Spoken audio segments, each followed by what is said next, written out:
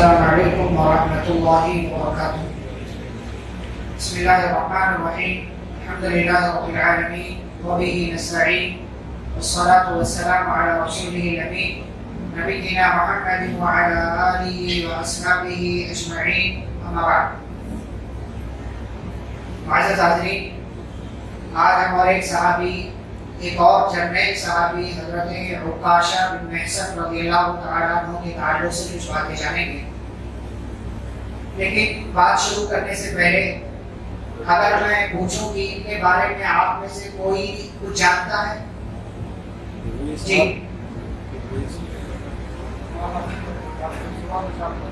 جی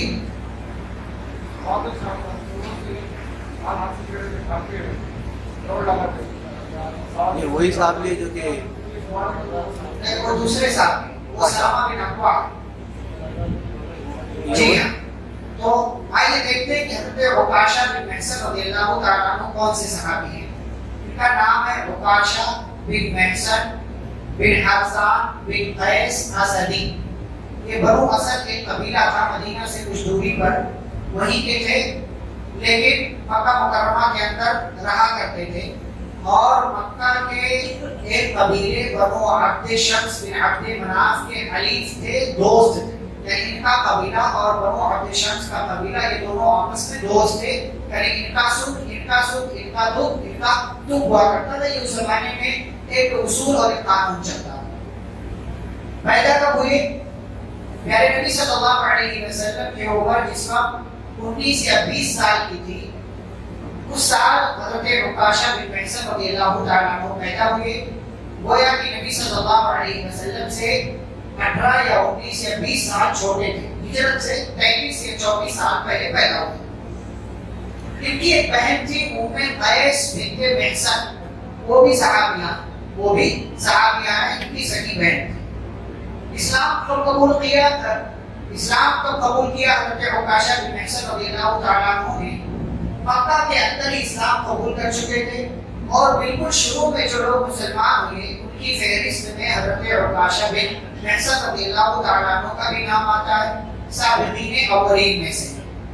اور پھر جب نبی صلی اللہ علیہ وسلم ہجرت کر کے مدینہ گئے تو یہ بھی ہجرت کر کے مدینہ پہنچ گئے، اور ہجرت کے بعد جتنی جنگیں ہوئی، جتنے غزوات ہوئے، ان تمام میں آپ صلی اللہ علیہ وسلم کے ساتھ شریک رہے، چاہے جنگ بدر کا معاملہ ہو، احد کا معاملہ ہو، خندق کا معاملہ ہو، صلح حدیبیہ کا معاملہ ہو، ان تمام جنگوں اور ان تمام غزوات میں حضرت عکاشہ بن محصن رضی اللہ تعالیٰ عنہ شریک رہے۔ ان کے ساتھ غزوہ بدر میں ایک عجیب و غریب واقعہ ہوا۔ وہ واقعہ یہ ہوا کہ اپنی تلوار سے دشمنوں کے ساتھ لڑ رہے تھے کہ ان کی تلوار ٹوٹ گئی اور ان کے ہاتھ سے چھوٹ گئی۔ اب ان کے ہاتھ میں کوئی ہتھیار نہیں رہ گیا، تو نبی صلی اللہ علیہ وسلم نے ماجرا دیکھا۔ انہوں نے نبی صلی اللہ علیہ وسلم سے کہا، تو پیارے رسول صلی اللہ علیہ وسلم نے ان کو ایک چھڑی، ایک اسٹک اٹھا کر کے دے دی۔ وہی اسٹک جب حضرت عکاشہ بن محصن رضی اللہ تعالیٰ عنہ کے ہاتھ میں پہنچی اور انہوں نے دشمن پر حملہ کرنا چاہا، تو بجائے چھڑی کے وہ چھڑی تلوار میں تبدیل ہو گئی۔ یہ پیارے نبی صلی اللہ علیہ وسلم کا معجزہ تھا کہ آپ صلی اللہ علیہ وسلم نے وہ چھڑی ان کو تھمائی، اور وہ چھڑی رہنے کے بجائے تلوار میں تبدیل ہو گئی، ہتھیار میں تبدیل ہو گئی، اور پھر وہ بڑی لمبی مدت تک، بڑے لمبے زمانے تک حضرت عکاشہ بن محصن رضی اللہ تعالیٰ عنہ کے پاس رہی۔ ایسے ہی عکاشہ بن محصن رضی اللہ تعالیٰ عنہ جیسا کہ میں نے کہا سابقین اولین میں سے ہیں، اور خوش نصیب لوگوں میں سے ہیں جو بیعت رضوان میں شریک ہوئے۔ نبی صلی اللہ علیہ وسلم نے صلح حدیبیہ کے موقع سے حضرت عثمان رضی اللہ تعالیٰ عنہ کی شہادت کی جب افواہ ہوئی، تو ان کی شہادت کا بدلہ لینے کے لیے صحابہ سے ایک پیڑ، ایک درخت کے نیچے بیعت کی۔ 1400 صحابہ کرام جو موجود تھے، تمام لوگوں نے بیعت کی کہ ہم عثمان رضی اللہ عنہ کے قتل کا بدلہ لیں گے۔ انہی میں سے حضرت عکاشہ بن محصن رضی اللہ تعالیٰ عنہ تھے۔ اللہ نے فرمایا لقد رضی اللہ عن المؤمنین، اللہ مومنوں سے، صحابہ سے راضی ہو گیا، اذ یبایعونک تحت الشجرہ، جب یہ لوگ آپ سے ایک درخت کے نیچے بیعت کر رہے تھے۔ تو بیعت رضوان میں شریک تھے۔ اور اللہ رب العالمین ان سے راضی ہو گیا۔ 6 ہجری میں آپ صلی اللہ علیہ وسلم نے 40 صحابہ کو بھیج کر ایک دستہ، ایک سریہ روانہ کیا، اور اس سریے کا، اس چھوٹے سے لشکر اور دستے کا امیر حضرت عکاشہ بن محصن رضی اللہ تعالیٰ عنہ کو بنایا۔ کہاں بھیجا تھا؟ مدینہ سے تھوڑی دوری پر ایک علاقہ ہے خبر نام کا، اس خبر نامی علاقے پر حملہ کرنے کے لیے حضرت عکاشہ رضی اللہ تعالیٰ عنہ صحابہ کو لے کر کے پہنچے اور ایک بارگی دشمن کے علاقے پر حملہ کر دیا۔ دشمن کو نہ اس کی خبر ہوئی، نہ وہاں کے لوگوں کو اس بارے میں کوئی اطلاع ملی۔ اچانک حملہ دیکھ کر سارے لوگ بوکھلا گئے اور اپنا علاقہ چھوڑ کر بھاگ گئے۔ نتیجہ یہ ہوا کہ حضرت عکاشہ رضی اللہ تعالیٰ عنہ کامیاب ہوئے اور 200 اونٹ اور بہت ساری بکریوں کے ساتھ واپس مدینہ پہنچے۔ آپ صلی اللہ علیہ وسلم کو فتح کی خوشخبری سنائی۔ آپ صلی اللہ علیہ وسلم بڑے خوش ہوئے اور حضرت عکاشہ رضی اللہ تعالیٰ عنہ کو دعائیں دی۔ ایسے ہی ایک موقع ایسا آیا کہ آپ صلی اللہ علیہ وسلم صحابہ کو نصیحت کر رہے تھے، صحابہ کو واعظ کر رہے تھے، اور آپ صلی اللہ علیہ وسلم نے تذکرہ کیا کہ میری امت کے 70,000 لوگ ایسے ہیں جو بلا حساب و کتاب کے جنت میں جائیں گے۔ يدخلون الجنة بغیر حساب ولا کتاب، بغیر حساب کتاب کی جنت میں جائیں گے۔ آپ صلی اللہ علیہ وسلم نے ان کی صفات نمائی، جو بدشگونی نہیں لیتے، جو جھاڑ پھونک نہیں کرواتے، اور اس طریقے سے کئی ایک صفات نمائی۔ حضرت عکاشہ رضی اللہ تعالیٰ عنہ نے جیسے ہی سنا کہ آپ صلی اللہ علیہ وسلم کی زبان سے یہ جملہ نکلا ہے کہ میری امت کے 70,000 لوگ بغیر حساب کتاب کے جنت میں جائیں گے، تو نبی صلی اللہ علیہ وسلم سے گزارش کی، اے اللہ کے رسول آپ دعا کر دیجئے ان یجعلنی منہم، کہ اللہ مجھے ان لوگوں میں سے بنا دے۔ پیارے نبی صلی اللہ علیہ وسلم نے فرمایا انت منہم، تم انہی میں سے، تم انہی میں سے ہو۔ پھر اس کے بعد ایک اور صحابی کھڑے ہوئے، کہا اللہ کے رسول صلی اللہ علیہ وسلم مجھے میرے لیے بھی دعا کر دیں۔ آپ نے فرمایا سبقک بها عکاشہ، تم سے اس معاملے میں عکاشہ آگے بڑھ گئے، سبقت لے گئے، یعنی انہوں نے پہل کر لی، ان کا نام آ گیا اس معاملے میں، تم سے وہ آگے بڑھ گئے۔ آپ تصور کریں کتنے عظیم صحابی ہیں کہ اسی دنیا میں صحابی ہونے کے ساتھ ساتھ اسی دنیا میں بغیر حساب و کتاب کے جنت میں داخل ہونے والوں میں ان کا نام آ گیا۔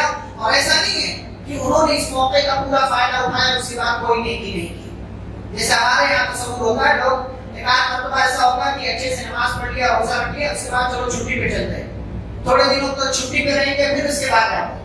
نہیں، آج اگر اس دور میں کسی کو بتا دیا جائے بھائی تو جنتی ہے، چھٹی لے لے گا وہ نیک عمل کرنے سے، نیک عمل کرنے سے وہ چھٹی لے لے گا، غلط بات ہے۔ صاحب دیکھ عثمان رضی اللہ تعالیٰ عنہ کے تعلق سے نبی صلی اللہ علیہ وسلم نے جنگ تبوک کے موقع سے کہا کہ آج کے بعد عثمان جو کچھ بھی کرے کوئی نقصان نہیں ہوگا۔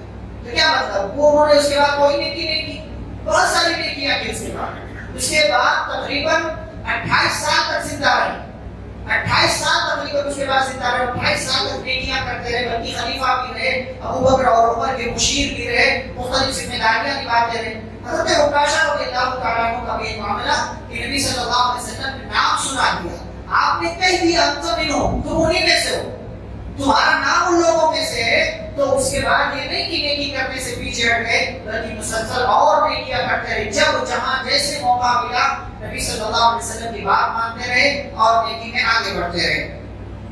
ایسے ایک عظیم کارنامہ یہ ہوا کہ نبی صلی اللہ علیہ وسلم کا انتقال ہو گیا 11 ہجری کے ربیع الاول کے مہینے میں۔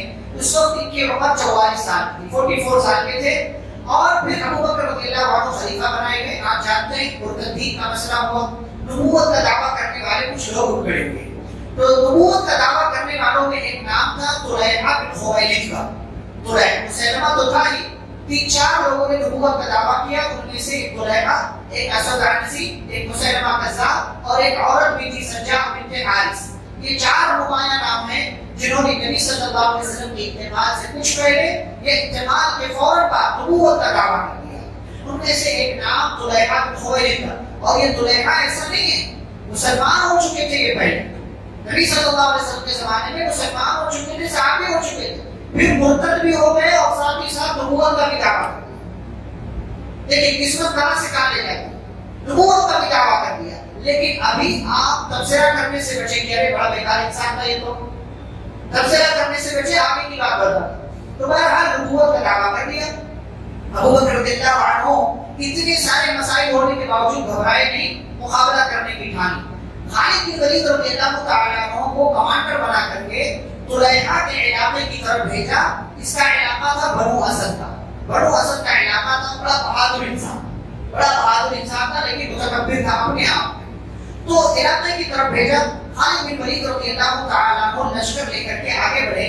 راستے ہی میں تھے کہ آگے کے حالات معلوم کرنے کے لیے دو صحابہ کو بھیجا کہ جاؤ دیکھو آگے کے حالات کیا ہے, دشمن کیا تیاری کر رہا ہے, کس طرح کے حالات ہیں.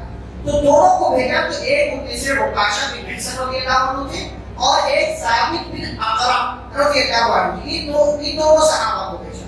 اب اتفاق دیکھیں کہ یہ دونوں صحابہ جب آگے کا حال معلوم کرنے کے لیے جا رہے تھے, راستے میں ہی طلیحہ سے اور طلیحہ کے بھائی سلمہ سے, ہمارے یہاں سلمہ نام ہوتا ہے عورت کا اور مرد کا نام ہوتا ہے سلمہ, نام پر زبر, اور اس کو ہاں سے لکھا جاتا ہے, اور عورت والا نام سلمہ یا سے لکھا جاتا ہے, اس کے اوپر کھڑا زبر لگے گا.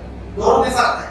سلمہ نام تھا طلیحہ اور اس کا بھائی سلمہ. یہ دونوں گشت کر رہے تھے, گھوڑے پر سوار ہو کر گشت کر رہے تھے. ان دونوں کی نظر ان دونوں صحابہ پر پڑی.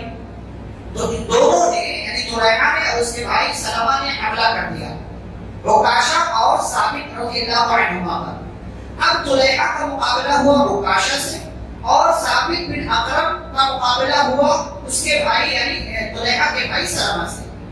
ثابت بن اقرع رضی اللہ تعالیٰ عنہ شہید ہو گئے, سلمہ نے ان کو قتل کر دیا.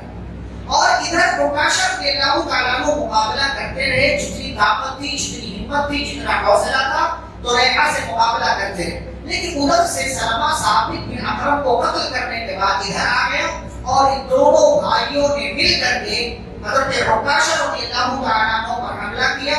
لیکن پھر بھی مقابلہ کرتے رہے. اکیلے تھے, ادھر دو لوگ تھے اور وہ دونوں کے دونوں بہادر تھے. ایسا نہیں کہ عام آدمی تھے. دونوں نے اپنی بہادری دکھائی, عکاشہ رضی اللہ عنہ نے اپنی بہادری دکھائی, لیکن بالآخر حضرت عکاشہ رضی اللہ تعالیٰ عنہ شہید ہو گئے.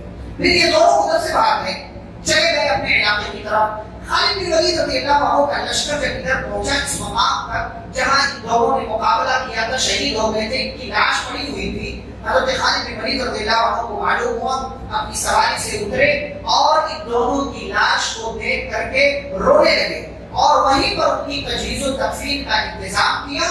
اور انتظام سے فارغ ہونے کے بعد لشکر لے کر کے بنو اسد یعنی طلیحہ کی طرف روانہ ہوئے حضرت خالد بن ولید رضی اللہ تعالیٰ اور گئے. بھرپور حملہ کیا, اس قدر تیزی سے حملہ کیا کہ دشمن ہار گئے, شکست کھا گئے. طلیحہ سے ملاقات نہیں ہو سکی اور طلیحہ اپنا علاقہ چھوڑ کر کے شام کی طرف بھاگ گیا, سیریا کی طرف بھاگ گیا. ادھر یہ حالات ختم ہو گئے, عکاشہ رضی اللہ تعالیٰ عنہ شہید ہو گئے. لیکن ادھر کی ایک کہانی بطور تذکرہ بات چل رہی ہے, اس کو میں بیان کر دوں. طلیحہ بھاگ کر کے شام گیا, لیکن شام جانے کے بعد اس کے ضمیر نے ملامت کیا اور توبہ کر لیا. توبہ کر لینے کے بعد پھر سے اسلام قبول کر لیا. اب آپ تبصرہ کر سکتے, اب آپ سوچ سکتے ہمارے یہاں کہانی کا چھوٹا سا حصہ دیکھ کر لوگ تبصرے کرتے نہیں, انجام دیکھ کر کے تبصرہ, اینڈنگ دیکھ کر کے تبصرہ. اسلام قبول کر لیا. اسلام قبول کرنے کے بعد جانتے ہیں عمرہ کی غرض سے مکہ کی طرف روانہ ہوئے. جب روانہ ہوئے پھر مدینہ شام سے آپ مکہ آئیں گے تو راستے میں مدینہ پڑے گا. مدینہ کے راستے سے گزر رہے تھے طلیحہ, کیونکہ صحابی ہیں, بیچ میں گرچہ اسلام چھوڑ دیا لیکن صحابی باقی رہے. یہ صحابی کی تعریف ہے. طلیحہ صحابی کی تعریف میں جس نے نبی صلی اللہ علیہ وسلم سے ایمان کی حالت میں ملاقات کی ہو اور ایمان ہی پر انتقال ہو, گرچہ بیچ میں تھوڑے دن کے لیے کفر کا راستہ اختیار کر لیا. ٹھیک ہے, تو صحابی. تو طلیحہ مدینہ سے گزر رہے تھے. کسی نے ابو بکر رضی اللہ عنہ کو بتا دیا کہ ہمارا دشمن ہمارے ساتھیوں کا قاتل یہاں سے گزر رہا, پکڑ لیا گیا. ابو بکر رضی اللہ عنہ نے کہا اس نے تو توبہ کر لیا ہے, اسلام نے اس کا راستہ چھوڑ دیا ہے, تو ہم اس کا راستہ کیسے روک سکتے ہیں؟ اللہ نے معاف کر دیا اس کو. ابو بکر رضی اللہ عنہ انتقال کر گئے. عمر رضی اللہ تعالیٰ عنہ کا زمانہ آیا تو طلیحہ نے آ کر کے عمر رضی اللہ عنہ سے ملاقات کی, بیعت کی اور عمر رضی اللہ تعالیٰ عنہ سے کہا کہ امیر المومنین آپ میری غلطی معاف کر دیں, آپ میری غلطی معاف کر دیں. میں جانتا ہوں کہ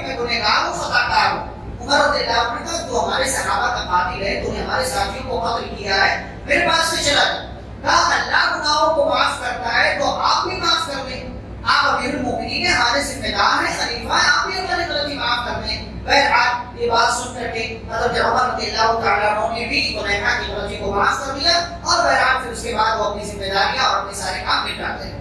تو یہ کہنے کا مطلب یہ عکاشہ رضی اللہ تعالیٰ عنہ اسی موقع سے شہید ہوئے, اور تقریباً 45 سال کی عمر میں وہ اس دنیا سے چلے گئے. 11 ہجری یا 12 ہجری کے شروع میں ان کا انتقال ہوا, ان کی شہادت ہوئی. عکاشہ رضی اللہ تعالیٰ عنہ کی فضیلت کیا ہے, مقام کیا ہے, آپ یعنی اختصار کے ساتھ 5 چیزیں آپ کے سامنے ذکر کروں. نمبر 1, بدری صحابی ہیں, جنگ بدر میں شہید ہوئے, اور جنگ بدر میں شہید ہونے والے تمام صحابہ کی مغفرت اللہ نے کی, بدری صحابی. نمبر 2, کہ سابقین اولین میں سے بالکل شروع میں جن لوگوں نے اسلام قبول کیا ان لوگوں میں سے جن کی بھی اپنی فضیلت ہے. نمبر 3, بیعت رضوان یعنی صلح حدیبیہ میں شریک ہوئے, ان کی بھی مغفرت کا اعلان ہے. نمبر 4, بلا حساب و کتاب جنت میں داخل ہونے والے صحابی ہیں, یہ اپنی فضیلت ہے. اور نمبر 5 یہ کہ انہی کے ذریعے پیارے نبی صلی اللہ علیہ وسلم نے کے ہاتھ سے اللہ نے معجزہ دکھایا, اور وہ یہ کہ چھڑی تلوار بن گئی, اور عکاشہ بن محصن رضی اللہ تعالیٰ عنہ کے پاس وہ تلوار کئی زمانے تک رہی. تو یہ مختصر سی زندگی ہے, اور مختصر سے حالات جو یہ معلوم ہوتے ہیں سیرت کی کتابوں سے. ان کی زندگی کے حوالے سے بہت زیادہ تفصیلات نہیں ہیں, جو تفصیلات ہیں میں نے آپ کے سامنے رکھ دیا. یہیں پر ان کی زندگی ختم ہوتی ہے. ان کی زندگی سے سبق کیا ملتا ہے, جیسا کہ میں تذکرہ کرتے چلا رہا ہوں. پہلا سبق یہ ہے کہ خیر کے کاموں میں ہمیں پہلے کرنا چاہیے. ہمارے یہاں کیا ہوتا ہے, کسی مسجد کا اعلان ہوا, یہ بیٹھے بیٹھے اگر اس مسجد کے لیے اعلان کر دیا جائے تو لوگ چہرہ دیکھیں گے کہ کون پہلے دے رہا, ذمہ دار صاحب دے رہے کہ نہیں دے رہے, کس کا نام لکھا جا رہا ہے. کوئی دے نہ دے, آپ خیر کے کام میں آگے بڑھیں. آپ دو گے, آپ کے نام کا گھر بنے گا. ذمہ دار صاحب دے گے, ان کے نام کا گھر بنے گا. میں دوں گا, میرے نام کا گھر بنے گا. خیر کے کاموں میں ہمیشہ پہل کرو. نبی نے کہا 70,000 صحابہ بلا حساب و کتاب جنتی, بنا سوچے سمجھے کہ اللہ کے نبی دعا کر دیجیے میرا نام اس میں سے ہو جائے. دعا کر دیا, ہو گئے. تو خیر کے کاموں میں پہل کرو. نمبر 2, جو بھی موقع ملے اس کو غنیمت سمجھو. جیسے بھی, جہاں سے بھی, جس بھی طریقے کا خیر کے کام والا موقع مل جائے اس کو غنیمت سمجھو. آپ دیکھیں کہ چھوٹی سی زندگی حضرت عکاشہ رضی اللہ تعالیٰ صرف 45 سال کی عمر پائی, لیکن آپ دیکھیں کہ ہر محاذ پر, ہر جنگ میں, ہر کامیابی میں, اور ہر جو ہے کسی بھی موقع سے حضرت عکاشہ رضی اللہ تعالیٰ موجود رہے. تو جو موقع ملا اس کو غنیمت سمجھنا چاہیے. ایک تیسری بات یہ کہ ذمہ دار جو بھی آپ کے علاقے کا, یا اسی طریقے سے اگر اسلامی حکومت ہے, اسلامی حکومت کا خلیفہ ہے, امیر المومنین ہے, جو ذمہ داری آپ دے دے تو امیر کی بات مانے, اور اس ذمہ داری کا احساس کر کے اس ذمہ داری کو پوری طریقے سے ادا کریں. چوتھی بات یہ کہ دشمنوں کا مقابلہ کریں. ایسا نہیں کہ دشمن سامنے نظر آئے تو آپ جو ہے اس کی طرف ہو جائیں, ارے میں تو آپ میں سے ہوں. جو ہے ہمارے یہاں کیا ہوتا ہے, تلوے چاٹنے والے لوگ ہوتے ہیں. بھائی جدھر اپنا فائدہ دیکھا سامنے والا اسلام کا دشمن ہے, اسے ہاتھ ملا لیتے ہیں. غلط بات ہے, یہ غلط بات ہے. دشمنوں کا مقابلہ کرنا چاہیے, چاہے زبان سے, چاہے جو ہے لکھ کر کے, بول کر کے, سپورٹ کر کے, کسی بھی طریقے سے. جو بھی دشمن ہے اس سے ہمیں مقابلہ کرنا چاہیے. پیٹ پھیر کر بھاگنا یہ دانشمندی نہیں ہے. یہی سبق دیتی ہے حضرت عکاشہ بن محصن رضی اللہ تعالیٰ عنہ کی زندگی. اور ایک آخری بات کہ ساتھی کی مدد کرو. ساتھی کی مدد کرو. ایسا نہیں ہے کہ جب زلیخا اور اس کے بھائی سلمہ یہ دونوں ان دونوں پر حملہ کرنے کے لیے آئے, ایسے نہیں عکاشہ بھاگ کھڑے ہوئے یا ثابت بن اکرم بھاگ کھڑے ہوئے, بلکہ دونوں ڈٹ گئے اور دونوں نے مقابلہ کیا. یہ الگ بات ہے کہ اپنی جان اللہ کے حوالے کر کے شہید ہو گئے اور اونچا مقام ہو گیا.